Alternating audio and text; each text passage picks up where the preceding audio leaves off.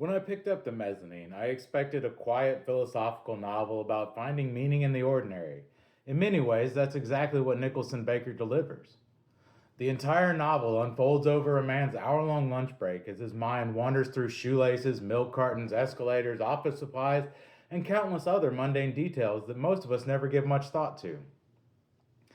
The narrator's fascination with the world around him feels genuine. He isn't trying to impress the reader with profound revelations, he just awakened to the complexity hidden in everyday life. While I find his constant digressions tiring after a while, never doubted his sincerity. There is something admirable about someone who can find wonder and amusement in the smallest corners of ordinary existence. The novel even positions itself against Marcus Aurelius at several points. Baker's narration seems to reject the Stoic fixation on mortality and instead argues that philosophy belongs in the present, in the simple act of paying attention, and to a degree I appreciate that. Aurelius himself wrote that there is no better place to practice philosophy than here and now. But where Aurelius was writing about duty, courage, service to others, self discipline, and facing hardship without complaint, Baker's narrator is writing about flowers. It's not a lesser subject, it's just different subjects. Aurelius wanted us to notice the present because life was short and there was work to do. Baker wants us to notice the present because the present is wonderful. Both are honest philosophies, they just point in opposite directions. There is an extended sexual aside involving the narrator's anatomy and a tampon, and it felt so out of place that it really pulled me out of the experience of this book. Rather than adding depth or any honesty, it came across as the sort of intrusive thought that really should have remained private.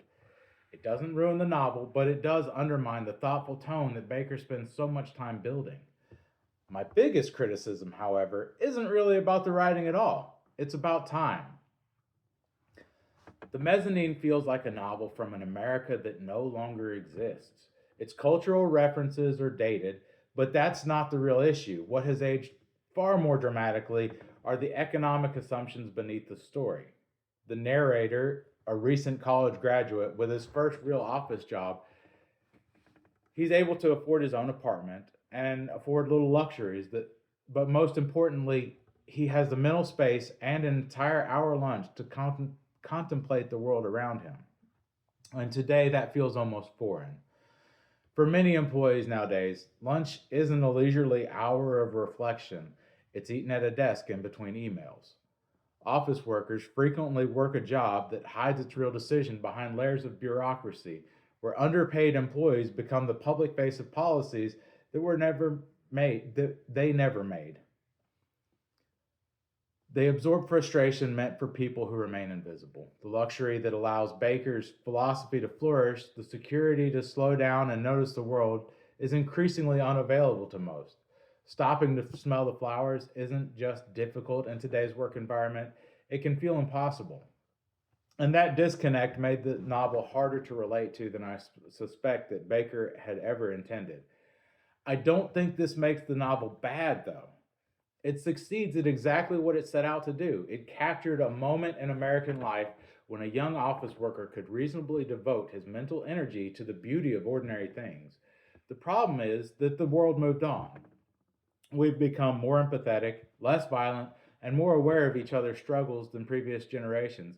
We've even pulled the lead out of the gasoline. But economically, we've drifted further from the world that Baker describes, and that distance hangs over everything he wrote.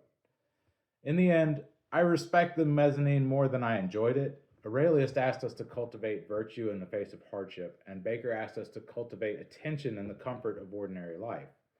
40 years later, the comfort is the most dated part of the book. So if you liked this review and you would like to see more, please like and subscribe, and I hope to see you in the next book.